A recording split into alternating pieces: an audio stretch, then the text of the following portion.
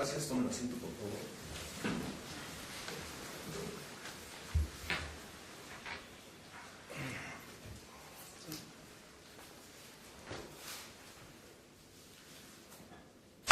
Reanudamos la audiencia. Después de escuchar los agravios planteados por la defensa y los argumentos señalados por el agente del Ministerio Público, este tribunal señala que es el momento de emitir la resolución que estimamos, conforme a derecho, debe de resolverse. En primera instancia, tengo que señalar que este resolutor es competente para conocer y resolver de este recurso de apelación que hace valer el sentenciado Javier Torres Contreras por conducto de su defensor contra la resolución del juez segundo penal de primera instancia del Distrito Judicial de Zamora en funciones de juez de ejecución de penas, con fundamento en el artículo 5 de la Ley de Ejecución de Sanciones Penales del Estado, el artículo 32, fracción 1 y 34, fracción 1 de la Ley Orgánica del Poder Judicial, en relación con el artículo 363, fracción 10 del mismo Código Adjetivo de la materia, ya que se estipula que las salas penales del Supremo Tribunal de Justicia del Estado serán las competentes para resolver los recursos de apelación que se hagan valer contra las determinaciones que pronuncien los jueces de ejecución. Y porque además, siendo los jueces de ejecución, jueces de primera instancia, consecuentemente el Supremo Tribunal de Justicia del Estado es, por tanto, competente para resolver de las resoluciones que estos emitan. Dicho lo anterior, señalamos que el motivo de apelación de inconformidad por parte de la defensa contra la resolución que emitió el juez de primera instancia del Distrito Judicial de Zamora en funciones de juez de ejecución, lo fue porque, habiéndose solicitado un beneficio de preliberación, el juez, al resolver,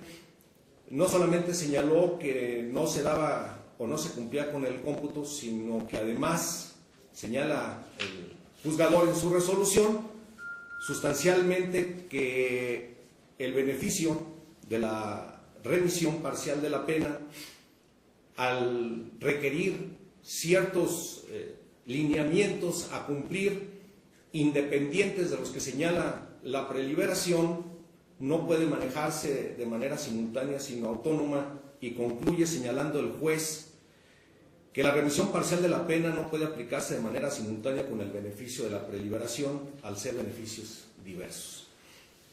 El agente del Ministerio Público, al llevar a cabo su alegato tanto inicial como final, se opone al planteamiento que hace la defensa, aduciendo que, de conformidad al artículo 20 constitucional, inciso A, fracción 5, que da el lineamiento para el principio de contradicción, señala que, siendo este principio el que da igualdad a las partes, argumenta que si no fue señalado por la defensa al momento de plantear su solicitud ante el juez de ejecución, no debería de haberse tomado en cuenta. En su alegato final dice además el defensor que esos planteamientos no deben de tomarse en cuenta porque en esta instancia lo que tiene que determinarse es la procedencia o no de la sentencia que emitió el juez de primera instancia. En ese sentido, habiendo analizado el planteamiento que hace la defensa ante el juez de ejecución, si pueden apagar por favor el celular. Habiendo hecho el planteamiento en su pliego de solicitud del beneficio, lo que solicita es el beneficio de la preliberación, señalando el solicitante, el defensor, en su ocurso, los requisitos a cumplir respecto del beneficio de la preliberación. Y en alguno de sus señalamientos lo vincula además con el artículo 162 de la Ley de Ejecuciones, que nos haría remitirnos precisamente a la remisión parcial de la pena. Sin embargo, no lo hace de manera precisa. Es cierto, como lo dice la defensa, que conforme al propio reglamento de la Ley de Ejecución y de Sanciones, el juez de ejecución, cuando admite la solicitud de algún beneficio, es donde debe hacer el requerimiento para la aclaración de alguna de sus solicitudes. Sin embargo, al no hacerlo, podría estimarse que se admitió en tales sentidos. Es decir, tanto el beneficio de la preliberación como el beneficio de la remisión. Sin embargo, este tribunal estima necesario entrar al análisis de estos dos planteamientos, es decir, el del beneficio de la preliberación y de la remisión, porque a final de cuentas el juez de primera instancia los analizó en su sentencia. Y los analiza cuando dice que no pueden coexistir estos dos beneficios. Al respecto dice la defensa que lo que no está prohibido está permitido. Sin embargo, en principio debe señalarse a la defensa que efectivamente, como lo dice la agente del Ministerio Público, estamos en presencia de una audiencia de ejecución de penas que ya se rige bajo los lineamientos y principios del nuevo sistema acusatorio y oral. Luego entonces, al trasladar esos principios, pues tenemos uno de esos principios fundamentales, que es el principio de contradicción, donde encontramos la igualdad de las partes en el proceso. Y de donde, desde luego, la autoridad jurisdiccional, a diferencia del sistema tradicional penal, no debe de suplirse la deficiencia en el planteamiento de lo que hace ni el Ministerio Público, pero tampoco la defensa. Y este tribunal, haciendo un análisis del planteamiento original del beneficio solicitado, efectivamente la defensa lo que está pidiendo de manera expresa es el beneficio de la preliberación. Señala sus requisitos y en principio tenemos que decir que conforme a los requisitos de la preliberación, que uno de ellos es haber cumplido cuando menos el equivalente al 50% de la pena impuesta, que en este caso lo fue de 17 años al sentenciado Javier Torres Contreras. Tenemos que al día de la audiencia, que fue en la primera instancia en funciones de juez de ejecución, que fue el 12 de agosto del año 2012, solamente había compurgado 7 años, 10 meses y 1 día. Es decir, no llegábamos al 50%. Al día de hoy, tenemos que se han compurgado 11 meses y 26 días. Quiere decir que tampoco cumplimos con el 50%. Por tanto, de inicio, no se cumple con uno de los requisitos para poder considerar viable el beneficio central solicitado por la defensa, que fue el de la preliberación. Por otro lado, intuye este tribunal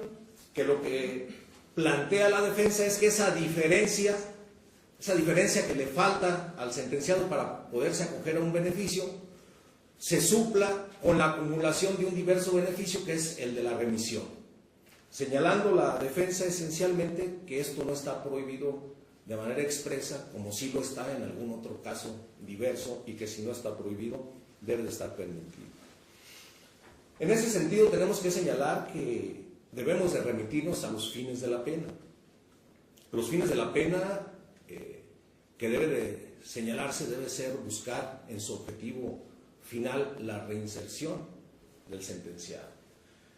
Pero a partir de cumplir en principio la pena que le fue impuesta por un juez que conoció y resolvió en definitiva, después de valorar y analizar las pruebas que fueron aportadas para determinar el grado de culpabilidad del acusado y desde luego estimar siempre cumplir con los lineamientos de la prevención general y de la prevención especial. En ese sentido, la sentencia firme, condenatoria, contra el acusado, pues lo fue de 17 años. A partir de ahí, el Estado ha considerado que cuando los sentenciados cumplan ciertos requisitos que se establecen en los diversos beneficios que establece la ley de ejecuciones, pueda considerarse nuevamente la posibilidad de que esa pena que inicialmente le había sido impuesta al acusado para buscar esa reinserción social pueda verse disminuida a través de diversos mecanismos y contempla distintos beneficios. En ese sentido, el agravio de la defensa es señalar que el juez de ejecución de penas, por esa parte que faltaba para poderse acoger a un beneficio, no fue autorizada por el juez y que la ley de ejecución no prohíbe que puedan coexistir estos dos beneficios. Retomando el comentario que hago de cuál es el beneficio o el objeto, mejor dicho, de la pena, tenemos que señalar que aunque no está perfectamente contemplada esa prohibición de que puedan coexistir estos beneficios. Cada beneficio tiene su fin, tiene su objetivo y tiene sus requisitos. Si bien es verdad que no está señalado, en principio debemos decir que, como lo dijo el Ministerio Público, el solicitante, el defensor, no planteó más que la posibilidad de que se le otorgara el beneficio de la preliberación, y así está de manera expresa. En algún párrafo, como lo señalé, lo vincula con el artículo 162, pero no por ello debemos de interpretar que está pidiendo que se interprete como que debe de acumularse además el beneficio de la remisión. Pero aun cuando así fuera, toda vez que lo tocó el juez de primera instancia, me obliga, ante el alegato que plantea la defensa, pronunciarme en ese sentido. Y en ese aspecto considero que efectivamente no pueden coexistir estos dos beneficios, porque debemos de atender cuáles son los fines de la pena,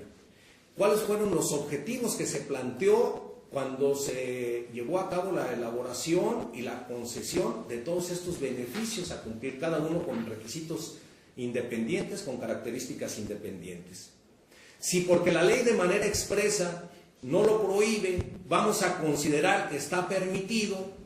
podríamos caer en errores tales como dar lugar a mecanismos legales para que el acusado no cumpliera satisfactoriamente, al menos con el mínimo que debe de cumplir para buscar la reinserción social. Dicho de otra forma, caeríamos, como en algunas partes se señala, podríamos caer inclusive en alguna cuestión de pretender evadir el cumplimiento de la ley a través de suma de mecanismos que aparentemente son legales, pero que en apariencia estaríamos cayendo en errores. Es decir, sería tanto como caer en un fraude legal, ¿no?, a través de estos mecanismos. Entonces tenemos que independizarlos, tenemos que separarlos, tenemos que ver cuál es el fin de cada uno de estos beneficios, y repito, no porque la ley no lo esté señalando,